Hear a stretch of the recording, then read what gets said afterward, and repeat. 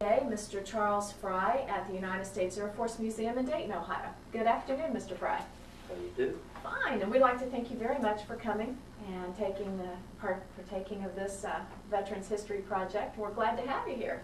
Glad to be here, and you probably just got me in time because one of the things that's happened in this past year is I've lost an awful lot of friends who have died this year. I just had my 85th birthday 2 or 3 days, about 5 days ago. Oh, happy birthday. 30th of October, I was 85 years old.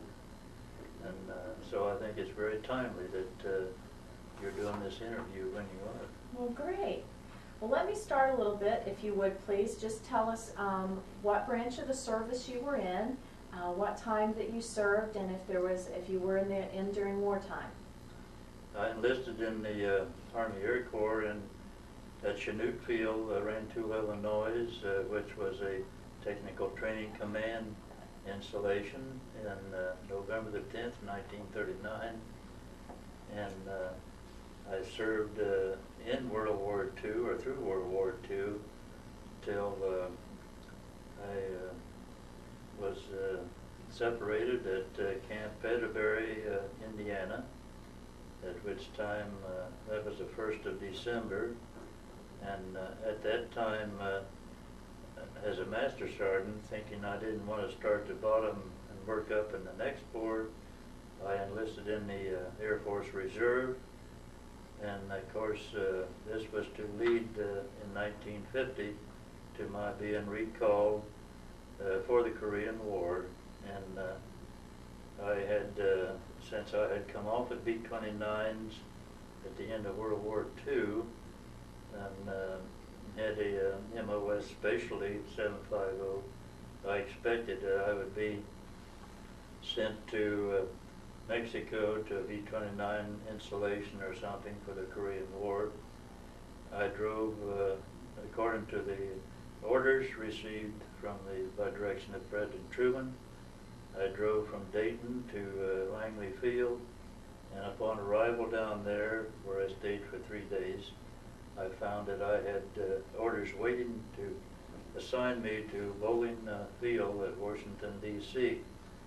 Consequently, I drove up there and to the processing squadron, and a few days later was assigned to the base headquarters at Bowling Field in the base air inspector's office, and served there for 1 year till my term of duty was up, at which time I returned back to Dayton, Ohio, and was reassigned back to my civilian service or civil service job at the headquarters AFLC. Okay. Well, let me kind of back up a little bit. When you first went in the service, you went in prior to America becoming attacked and involved in World War II. That is correct. Okay. I first... How old were you when you enlisted? I was, I believe, 21. No, let's see, October. No, I was 22 in November of 39. Okay, and at the time, were you a single young man or were you married? I was single, and the trip to Chanute was a byproduct of the fact that as a youngster, 17-year-old kid, I tried to I wanted to make a career at Wright Field at Dayton, Ohio.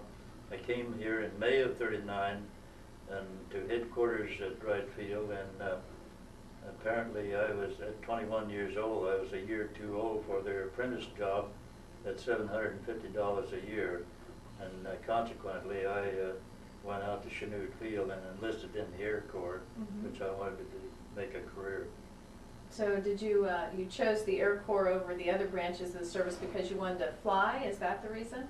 That is correct. My interest in aviation began in 1927 when Lindbergh crossed the ocean. And so you remember that? I started out to make a career in aviation in 1927. So do you remember reading about Lindbergh crossing? Or were you too little at the time? I was 12 years old and made my first airplane in about 1930, and of course it was an unflying airplane, but my little brother could sit in it.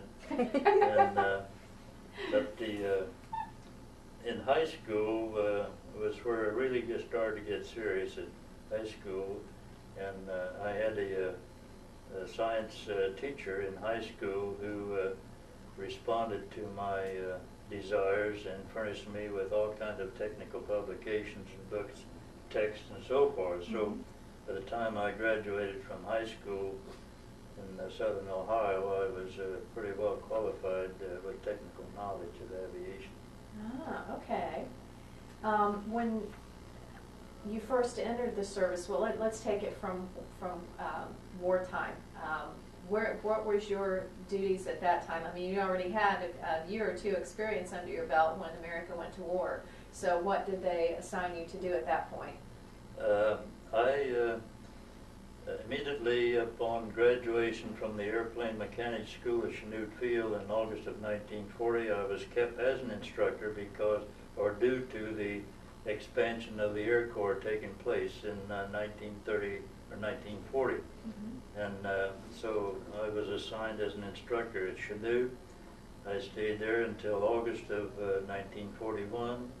At which time Keesler Field was being built in Wichita Falls, Texas, and I chose to be part of the cadre going down to Biloxi, Mississippi to become a part of the new school and start the school at Keesler Field. 1 year later, they decided that they needed another technical school at Gulfport, 8 miles down the coast, and I was one of the people who transferred to Gulfport Field, Mississippi in 1942. I was at Keesler Field on the Sunday on the date of the Pearl Harbor attack. Were you in Alabama, Mississippi? Keesler Field is in Biloxi, Mississippi, and Gulfport Field is 8 miles So west you were on of the Gulfport. field when we were attacked? I was in the technical school as an instructor on the date of Pearl Harbor. Okay. So you were an instructor in the mechanics then? Yes, Versus, okay. that's correct. Okay. And during the next few years, I advanced in not only in grade but also in position within the technical schools, and became a senior instructor at the last branch, the aircraft inspection branch, being the last branch in the technical schools, and I became the senior instructor there in charge of the top NCO IC of the school at that time. Oh, wow. During this time, let's see, about 1943, I was asked to report to the headquarters office of the school, and I was notified that I was to become a technical advisor on training films out on the West Coast. I asked the military supervisors, what does a technical advisor on training films do? And he says, we don't know, but you are one. And consequently, I got on a train and took off for Santa Monica, California, and started an 83-day TDY trip, which was an interesting part of my military career, involving time spent at the Douglas Aircraft Plant at Santa Monica and Long Beach, a fast train trip back to Wright-Patterson Air Force Base to the film library at Wright Field, and collaboration with the Hollywood scriptwriters who had been loaned to the Air Force during the war to write the scripts for military training films. So following the period here at Wright Field, I was put on a train and sent back out to Santa Monica to do research on the Douglas C-54. So out there as an advisor, were you advising for films for military personnel or for a Hollywood production? These were military training films on military aircraft. Okay. And it involved, of course, not only the use of scriptwriters, Hollywood scriptwriters, but for example, on the second trip out there on the C-54, I lived in the home of a Hollywood scriptwriter on Fountain Avenue, one block down from Ciro's place on Sunset Boulevard. From and, whose place? Ciro's nightclub Okay. on Sunset Boulevard. Uh-huh. And I lived at this time with a writer from Yellow Springs who was also a Hollywood type, and we lived in a garage quarters of the son of the scriptwriter whose home we were in. And he was away in the military, writing military scripts someplace else, and so we lived there, and his wife was a school teacher in Los Angeles or Hollywood, and so we lived there in that garage during the time we were in Santa Monica doing the research for the film. So how did you like Santa Monica at that time? Had you been to the West Coast before? Santa Monica was quite interesting in wartime because one of the most interesting aspects of Santa Monica was that the whole plant was covered by camouflage netting, and on top, from an aerial view, looking down on the Douglas Santa Monica plant, was the appearance of streets, sidewalks, trees, bushing, vegetation, the whole thing. That was painted on the canvas? It was, all of this was constructed on netting and other material that camouflaged the whole aircraft plant at Douglas Santa Monica. That's a Oh huge my. plant.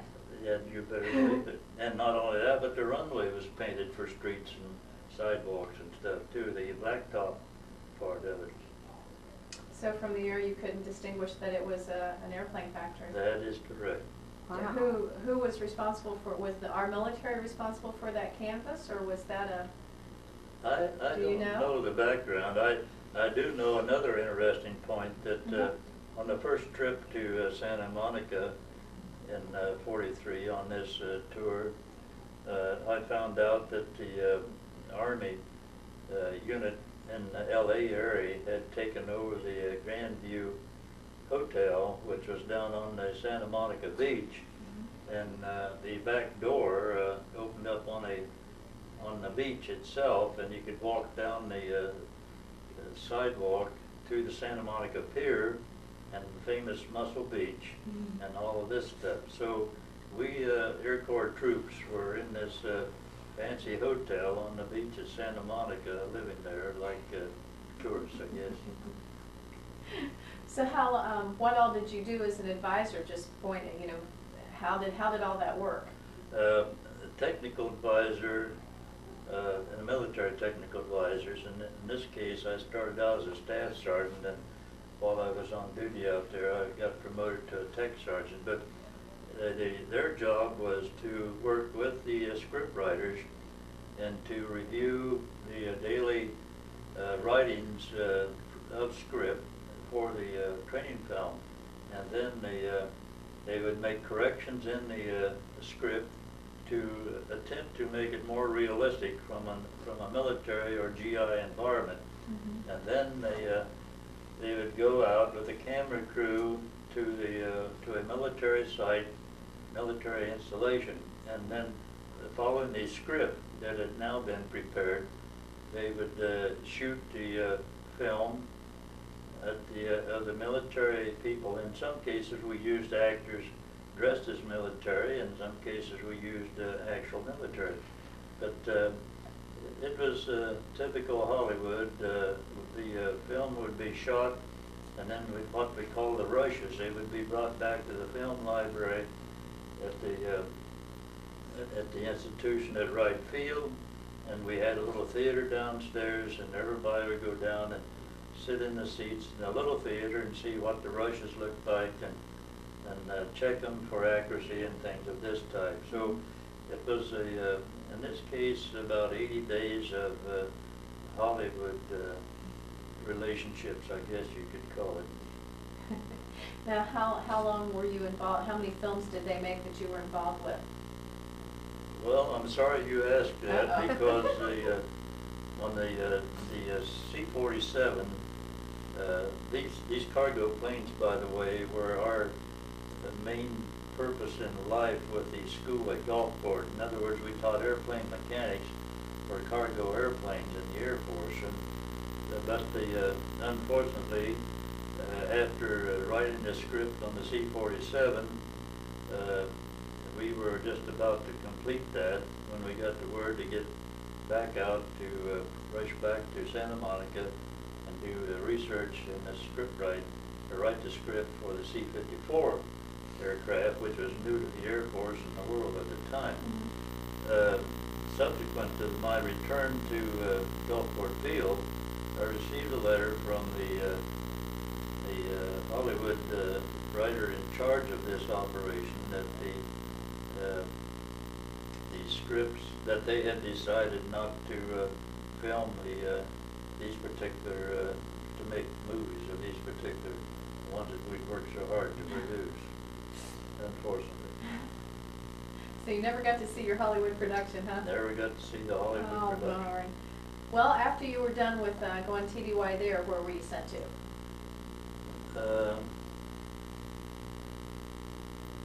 There were several things going on down there at the time that might be of interest. At Gulfport? At Gulfport. Gulfport is on the Gulf of Mexico, and one of the things that was involved early in the war on the East Coast and subsequently the Gulf Coast was the establishment of what became known as the Civil Air Patrol, CAP for short. And this involved the use of civilian people and planes in searching for enemy submarines off the East Coast and the Gulf of Mexico, where we had had some sinkings take place. So as an extracurricular activity, I and other sergeants at Keesler Gulfport Field took on the duty of helping start a CAP unit of civilians down at Gulfport, Mississippi. So we spent time on that as well as our 7-day-a-week military duty. At the same time, I had started taking flying lessons in 1939, and as a GI at nearby Gulf Field, a little civilian field, I was also spending weekends taking or practicing flying. I soloed down there at Gulfport in 1943. What did you solo in? What kind of plane? I soloed in an Aeronca Super Chief, which I dearly loved, and at the time I left the Gulfport Field in 1944, I had approximately 60 hours in that one airplane, and had soloed, of course, in 1942. But having done all of that in school down there, the B-29 came out, and in late 1943, we got the word out that this big B-29 super bomber, which required a flight engineer as part of the air crew, that this was now, it now became possible that enlisted personnel could become flight engineers on the B-29. And so since I had spent most of 4 years in charge of schools training thousands of mechanics that went all over the world, we were near the end of this cycle, and the B-29 looked attractive, so I separated from the technical schools and got on a train and went to Lowry Field, Colorado, to go to flight engineer school, which lasted several months. And what does the flight engineer do? Flight engineer on the B-29 occupied a particular crew location on the airplane with more instruments and controls than what the pilot had. And the flight engineer was responsible for all the engine operations, starting, stopping, and all of that. He's responsible for management of the pressurization and fuel control, transfer, and so forth. Among other duties, a flight engineer, which was originally started by Pan American Airways on 4 engine flying boats years before, was responsible for fuel management and the operation of the engines in such a manner that they could get an extended range and fly as far as possible with a minimum amount of fuel. And in many cases, the B-29, which we subsequently were flying what we call round-robin missions out in McCook Field, Nebraska, for example, were 3,000 miles long. And that meant that the engineer was highly responsible for the success of that airplane making those flights. As we later discovered over on Guam, we had to fly 1,500 miles one way to reach the Empire of Japan to drop our bombs on. So this was one of our first long-range airplanes for bombing purposes, and this is partly why we had the unique position to a flight engineer on these airplanes. Mm-hmm. Now, you flew the B-29. It says here you were in the Asian Pacific Theater. Did you fly the B-29 in that theater? Is that what you were assigned to? I was not a pilot, nor was I on the air crew at McCook Field, having gone through flight engineer school and grounded for a physical defect on combat crew physical. I ended up flying over to Guam in a new B-29 in June of 1945 as a crew chief, a master sergeant crew chief. And so when we got to Guam, we departed Nebraska with a new B-29B out of Bell Aircraft, Marietta, Georgia. So you came out of Alaska? Is that where you? No, we departed Nebraska. Nebraska. Okay, so that was quite a ways from Nebraska to Alaska. Harrington Field, in fact, and I beg your pardon, it was Harrington Field, Kansas, where we picked up our new airplanes, and the crew chiefs and certain other personnel of the bomb wing were designated. Let's see, I'm trying to think of the name for it, but anyway, we flew over the airplanes, whereas most of the ground crews and personnel were sent over by ship out of Seattle several months earlier, like about April of '45. They headed across the Pacific to Guam. And so we flew over in June in the new airplane. We flew from Harrington, Kansas to Mather Field, and stayed a week at Mather Field near Sacramento, California, to get instructions on ditching and survival and so forth. And then we took off from there, and our first day's flight took us to Honolulu. We stayed there overnight. The next day's flight, we proceeded out across the Pacific to a little island called Kwajalein, and that island is so small that the runway started at the end of the ocean and ended at the end of the ocean. And so we landed there and stayed overnight in the barracks overlooking the lagoon, in which was a lot of Japanese and American boats and tanks and stuff like that in the lagoon from the preceding Now, when combat. you flew over, was this your whole squadron that flew together, or how many planes flew No, over? this was unusual because we went one plane at a time, and never did we participate in formation flying. Was there a reason that you didn't? Was it because you were flying over the States for a large part of this, or? No, I think that this was the way that they wanted to do it for some reasons I don't know. But we flew over one plane at a time, and we were, you might say, a steady string of B-29s flying from the United States over to the Marianas Island. And the B-29s were deployed, first deployment was to Saipan in 1940, about October of '44.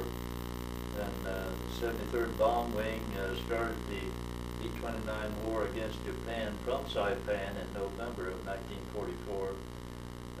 And I should say, in that historical sense, the first wing of B-29s that entered the war against Japan was deployed in April of 1943 to in the vicinity of Calcutta, India.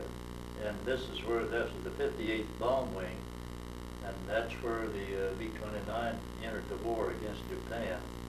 In India, in the area of Calcutta, we had taken over 5 bases from the British in the vicinity of Calcutta. Among other things that made this a difficult situation, we had to fly bombs, fuel, and everything across the hump and to pre-position all the war material at 5 forward Chinese bases that had been hand-built by thousands of Chinese under Chiang Kai-shek around the area of Chengdu. And it took about 7 airplane loads to pre-position material, bombs, fuel, and guns, ammunition at the forward bases before they could launch an attack on the western end of the Japanese islands. In the meantime, the 58th Bomb Wing, which I would have been on if I'd have finished the Flight Engineer School, did conduct raids down over Singapore and Indochina. But finally in March of 1945, we transferred the 58th Bomb Wing to one of the bases on Tinian. Tinian being an island just a few miles south of the island of Saipan. So by early 1945, all of our B-29s were operating in the 20th Air Force from bases on Saipan, from Tinian, and from Guam. On Guam, where I was at Northwest Field, on the very north end of the island, above, overlooking 500-foot cliffs straight down the ocean. We also had a second field, North Field, which became Anderson Air Force Base by the time of the war in Vietnam, where at that time they were launching B-52s from Anderson. But in World War II, this was North Field, had the 314th Bomb Wing, and on Northwest Field, where I was, we had the 315th Bomb Wing under General Frank Armstrong, who was the hero in the movie 12 O'Clock High, the Bookman movie, I should say, which concerned this character in the 8th Air Force over in Europe on B-17. So anyway, we were in good company under General Armstrong in Northwest Field. Now, you were stationed in Guam as a crew chief on a B-29? When we landed at Guam in June of 45, I was assigned a B-29 as a crew chief, and I had 3 other GIs who were the crew. We made up the crew on that particular B-29, and we stayed on that airplane till the war was ended. Can you tell us, for the young people that might be watching this, what was a typical day like for you? Describe what a typical day would be. Typical day was, well, to start out with, we were in very crude conditions, and we had in the jungle. First of all, the base was built in we made a hole in the jungle over there, the palm trees or cocoa trees, but anyway, our runways were fashioned from the island coral, which is real white like snow, and the Seabees built 2 parallel runways for the base while this was going on, and our troops were landing over there, both from ships and then eventually airplanes starting in June. We lived in tents, small tents, two people to a tent, and also the mess the food was served in tents So also. how was the food? Was it pretty good, or was it The, pay rations? Or? one of the things that we were to find out, even after we got more permanent Quonset huts and more durable buildings to live in, was that on the island, our food rations were at the bottom of the string, so to speak, and that we got dehydrated foods. We had dehydrated eggs, dehydrated milk, dehydrated most everything, and I forget what kind of rations they call those. But the basis for this was that on the island of Guam, the Navy installation down at Agana, the Navy received all the food shipments from all over, and they had a lot of 10 cubic feet or 10 feet square refrigeration units, and so all the rations are arriving on the island for all the military installations, including Army, Navy, Marines, and Air Force, went first to the Navy, offloaded in the Navy ships, and then the Navy got possession of the food and made distribution from the Navy operation. And we found out in the course of the months that we were over there that the Air Force was getting the bottom end of the food chain, and the Navy got the top part, and which we didn't enjoy too much. But the sort of one compensation for this was that our Air Corps troops would visit buddies at the Marine or the Navy installations, and we'd get cake and ice cream perhaps on a Sunday over at the naval installations, but we didn't, of course, get that certainly initially on the Air Corps installation. Well, did you ever have time, now you didn't go out with the plane, did you? You were ground crew? Back to the typical day there, we would congregate at the airplane on the hard stand. Our hard stand was on my airplane, and one other airplane were on a separate coral pad, which was real white like snow and hadn't been treated with like asphalt or something like the runways. But anyway, we would congregate at the airplane and go to work and do whatever had to be done to get it ready for the next mission. Mm-hmm. We would, the missions would be set up by the operations people, and the whole B-29 operation was run by the 20th Air Force Headquarters in Washington, D.C., General Hap Arnold commanding, and so a lot of our strikes or missions were set up from here back in the States, and so the local operations on all these installations would set up a number of airplanes and a number of bombs or whatever was to be carried, and then we'd set up a strike date and a time, and the ground crews would get all the airplanes ready and serviced and everything. Then we had what we call a cleat track tractor, or something like a tank, and those tractors were used to pull all the B-29s from their parking pads over to a runway and lined up nose to tail, and they would that would have been accomplished generally by noon. And then early afternoon, the air crews would come out to the airplanes and climb aboard. They would do their inspection of the airplane, a walk-around inspection outside. They climb aboard. They'd do all the work that they had to set up the crew station inside the airplane. And at about 4:30 in the afternoon, the props would be pulled through.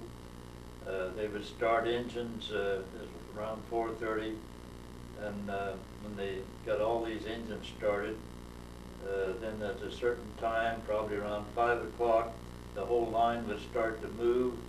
The flying field was divided into two halves with two runways. The two groups on our end of the field would go line up and take off of one runway, and then there'd a tower out between the two parallel runways. And they would use a green light signals to signal them. All the airplanes would take off alternately at 30-second intervals from first. So they didn't leave the field till late afternoon? Did Yeah, they do most of they their flying at evening or night? Or? Yes, they did. The early war, starting from Saipan, we had gone into the B-29 operation with the carryover from the European theater of 30,000 feet altitudes. With the B-29 was pressurized for this purpose and heated. Therefore, it was more comfortable than the B-17s over Europe and the 8th Air Force. So, and we had remote control gun turrets and electronic sights, and we had computer controlled aiming systems for that. So what was the complement on the B-29?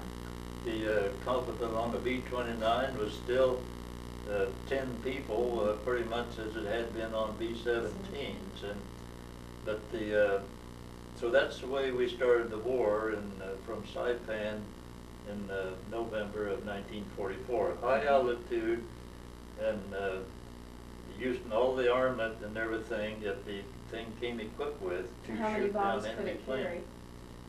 A lot of our bomb loads were 500-pound general-purpose bombs, and how many of those could it carry? Our bomb loads ranged, for example, in some strikes, they might only have bombs in one bomb bay and have fuel in the other bomb bay. Was there 2 bomb bays on the B-29? There's 2 bomb bays on the B-29s.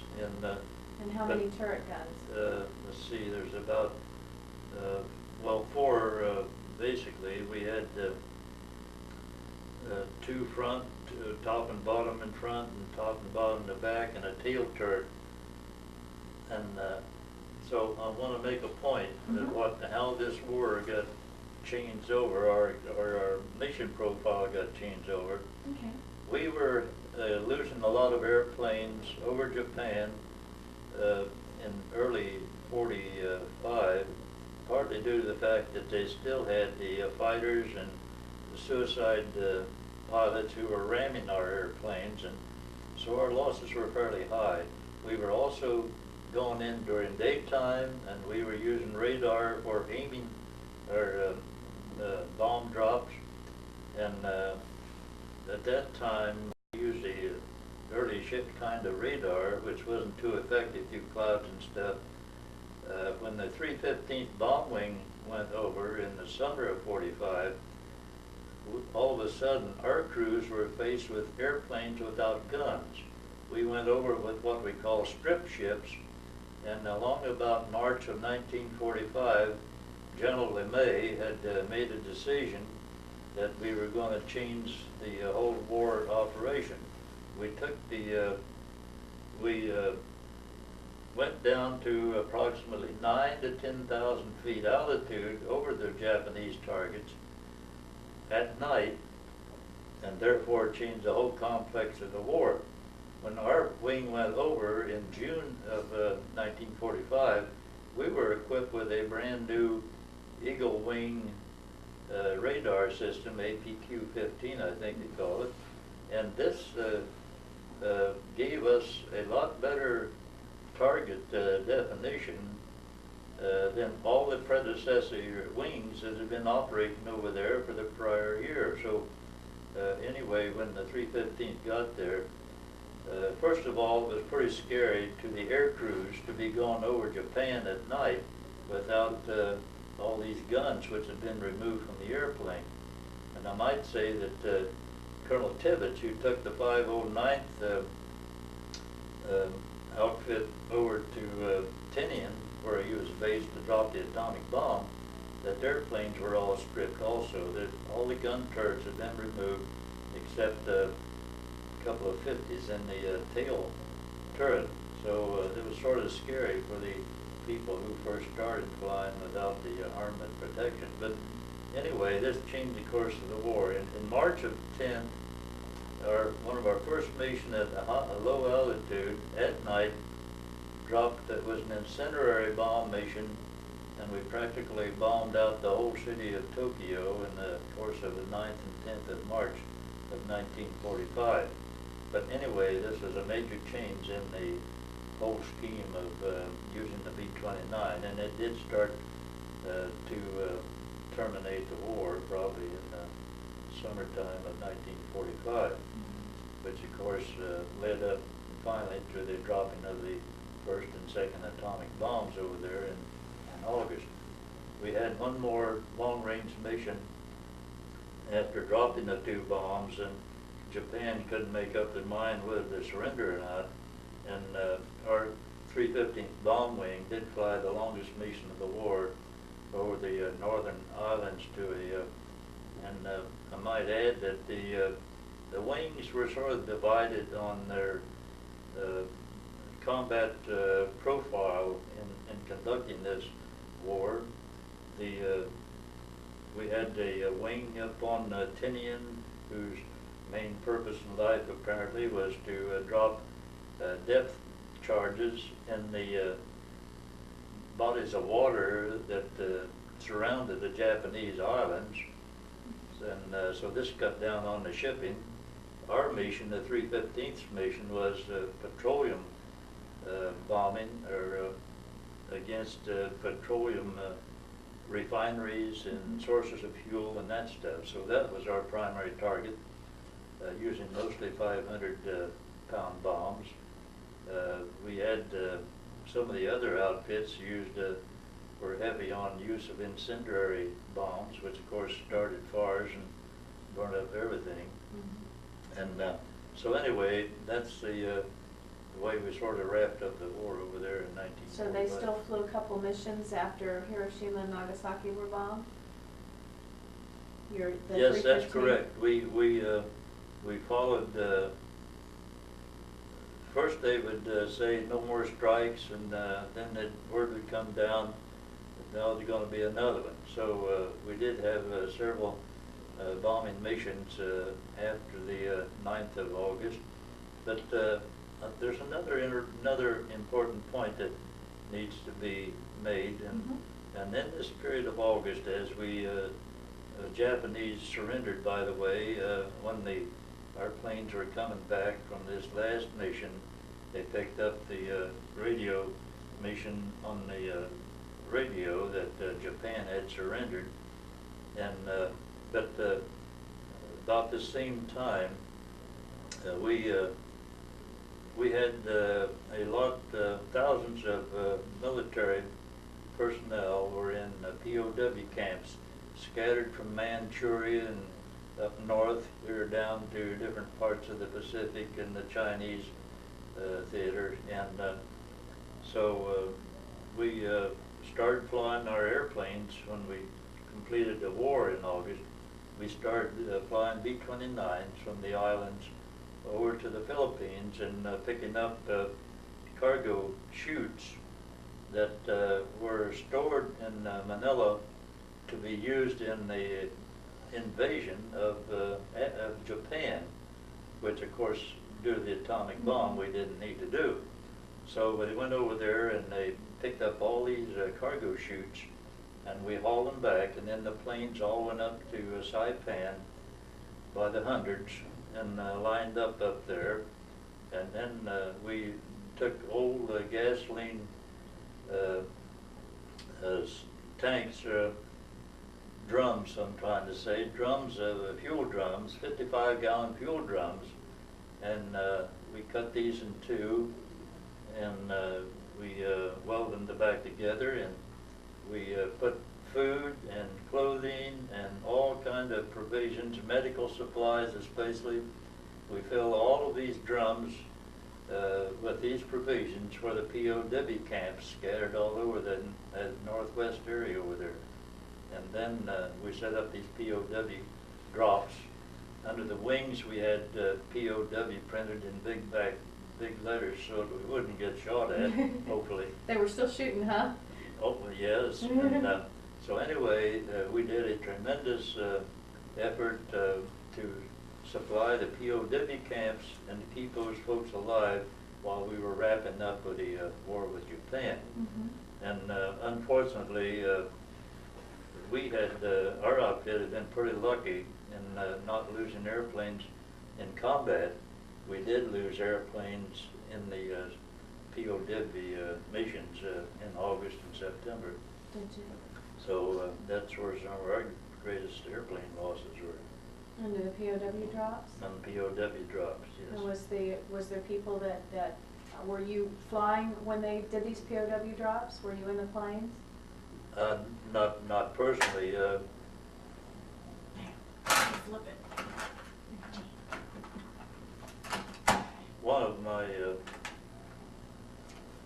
of my personal features or facts was that sometime shortly after there, about mid-period that I was over there, I was transferred to inspection. Now, you got to realize that I had taught in aircraft inspection in the schools for almost 4 years, and so over there on Guam at Northwest Field, the master sergeant in charge of the bomb group inspection, which had responsibility for 45 B-29s and 1 B-24, his points came up and he was shipped back to the States. So as a master sergeant, I took his place and I was in charge of the bomb group inspection office of 331st Bomb Group.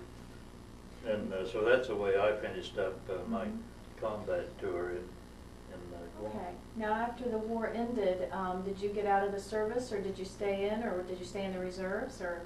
The first of all, of course, we had the problem of getting back, and 5 of us on one Sunday were flown in a B-24 up to Saipan, and we sat up there till the 10th of November waiting for a ship. And on Saturday, the 10th of November of 1945, the word came through that we had a boat waiting to take us back to the States. So we were taken down there about 5 o'clock in the evening and went aboard the ship. And of course, we didn't get any supper or anything. But the significant part of this event was that this was exactly 6 years since I had enlisted in the Air Corps back at Chanute Field, November the 10th. So we went aboard, and we had all kinds of military personnel, different branches of the service, and we pretty well filled the bottom of this vessel. So how long did it take you? Did they bring you back to the West Coast? It took us approximately 15 days back to the coast. I had to, well, first of all, Saturday night we didn't get anything to eat. We didn't get any breakfast on Sunday morning. By mid-Sunday, everybody was seasick. We had people up on the top deck that wouldn't go below. We had people in the lower decks, down 5 decks as much as 5 decks, that wouldn't go topside to avoid being seasick. And yet about everybody got seasick by midday Sunday because we hadn't anything to eat for 2 meals. And Must have been a miserable boat ride. Well, it started out miserable, but the positive aspect of it was that we had good weather all the way, but the detraction from that was, thank the Lord we didn't have bad weather, because our water line, which they have on ships, was 10 feet above the water, which meant we were riding light with just people on board.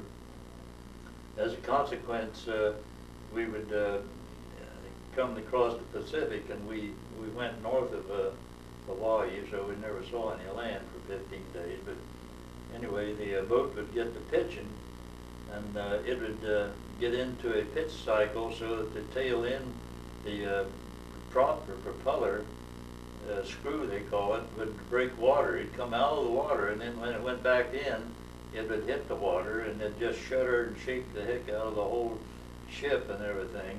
Make everybody even more seasick. Well, it's horrible. And So then where did they bring you back to? we found out that the even worse was when it rolled from side to side, and that was even more sickening.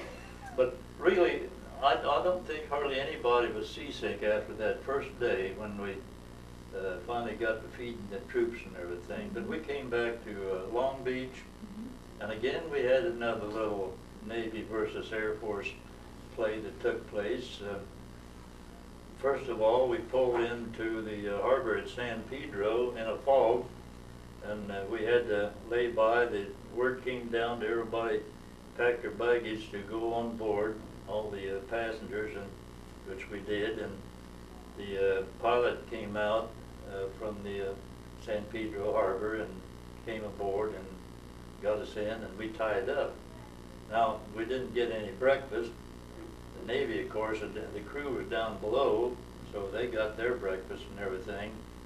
And then along toward noon, they have these big ventilators on the deck of the ship, and we've been smelling steaks and cooking food and everything, and we're up there drooling and about starved to death on the top deck, all these 9,000 passengers. And so... When did they finally feed you? About the middle of the afternoon, they allowed a few of us to go down the gangplank to a warehouse on the wharf, and some Red Cross ladies gave us some coffee and donuts and stuff. And so finally, just almost dark, Army trucks came and took us to maybe Camp Pendleton, someplace there on the coast. And we had cake and pie and milk and every kind of thing you could think of. Everybody practically got sick like a bunch of pigs because we hadn't had anything to eat like that for so long.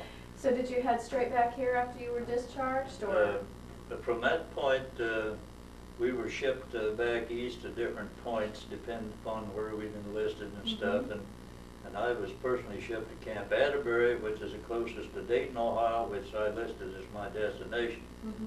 Now, the bottom line of this story was that I set out when I was 17 to make a career there at Wright Field, and the word came down about this time that they were hiring at Wright Field, and you can bet your bottom dollar I went back to Camp Atterbury just as quick as I could get there. They were a few days processing. I enlisted in the reserve. They took me on a train, and I came to Dayton overnight. And the next day I came out to Wright Field and applied for a civil service job, and I was told to come to work the 10th of January of 46, which I did.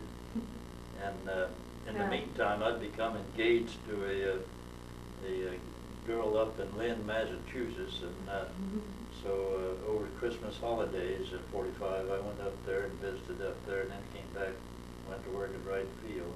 Did you get married while you were up there, or? No, we did that in June. She was going to Salem State Teachers College in Lynn, Mass, or Salem, Mass, when I met her in 42 during the war, and she became a teacher, and she was teaching school at the end of the war, and so we waited till June of 46 or July 46, and she came out to Dayton. We got married here. Oh, okay. So going back into civilian life wasn't real difficult for you. You just kind of picked up where you left off, and now you say you were in the reserves as well? Yeah, I was in the reserves, and this was to bite me pretty severely come in June when the Korean War started. Now, did you have to go to Korea? No, But they called you active? I ended up at Bowling Field for the 1 year that I was recalled to active duty. Okay. And what did you, were you on a plane crew then, a mechanic during the Korean? At Bowling Field, I was in the base air inspector's office, and this was in the headquarters of the wing base wing, and there were about six or seven master sergeants that made quarterly inspection of the entire base. This covered aircraft maintenance and records, financial, supply. All of the base functions were covered by 6 master sergeant inspectors on a quarterly basis. So we'd inspect the whole base, write up an inspection report, and then this would go back out to everybody to correct whatever the problems were. And we also worked in this time with the rest of the GIs on the base to give them direction or guidance on how to correct their defects. So you did this, you were active duty then for a year during That's Korea? Correct. Okay. correct. And then did you stay in the reserves after that, or did you? No, I had moved my wife and a brand new baby about 6 months old up to Washington in September. DC or state? DC. Mhm. And so we lived up there then for the balance of the year. But she would have, my wife would have liked to stay in, I think, maybe to travel to Europe or something, but I knew better. And again, I had made up my mind to make a career at Wright Field, so I hastened back out So here. you guys came back here and And finished? I came back, and of course, one of the rules of the game, that we were supposed to be hired back into the job that we departed from. So I did get my job back, or pretty close to the same job. But Mhm. I did spend over 20 years at headquarters AFLC. For the rest of the career, I completed 33 years in the Air Force in February of 1973.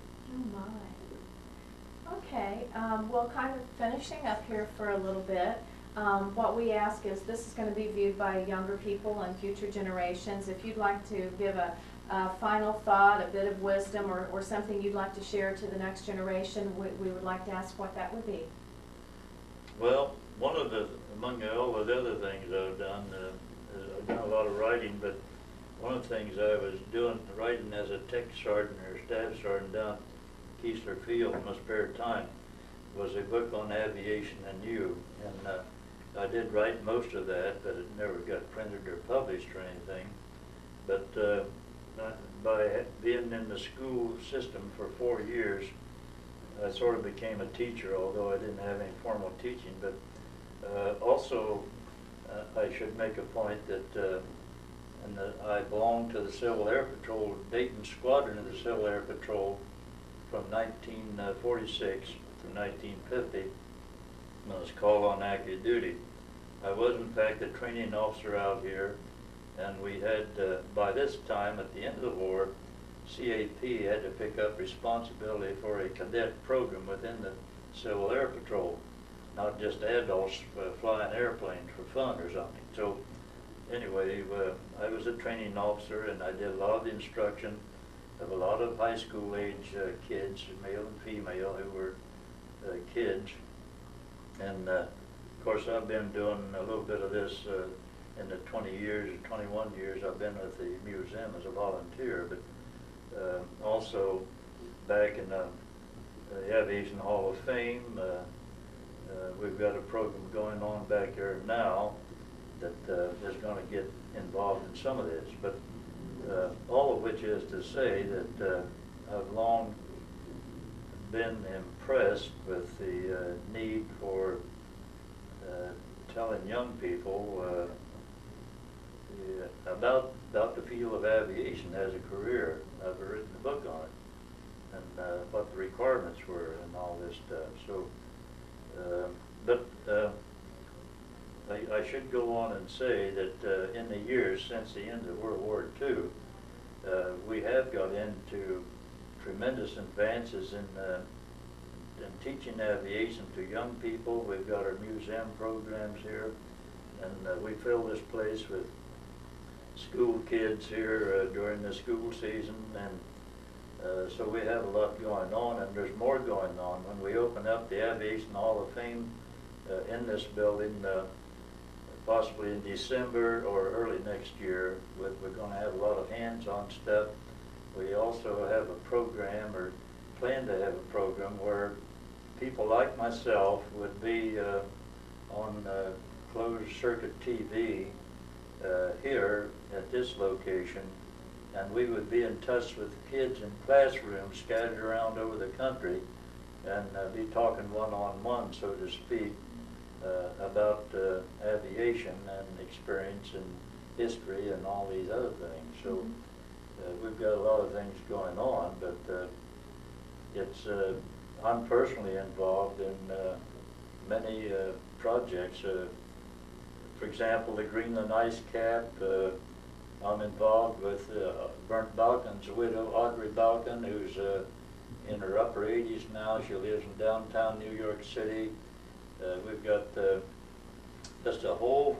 I'm in touch in the middle of families of all kinds. On the XB-70, we got a lot of people worldwide that's interested in that airplane, which we have at the museum.